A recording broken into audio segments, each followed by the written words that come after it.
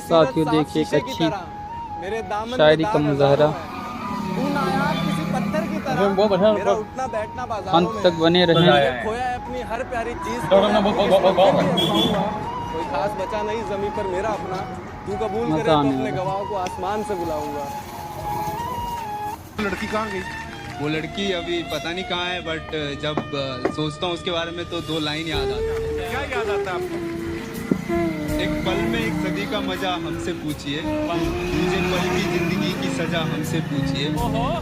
भूले हैं रफ्ता रफ्ता उन्हें मुद्दतों में हम, किस्तों में खुद खुशी की सजा हमसे पूछिए।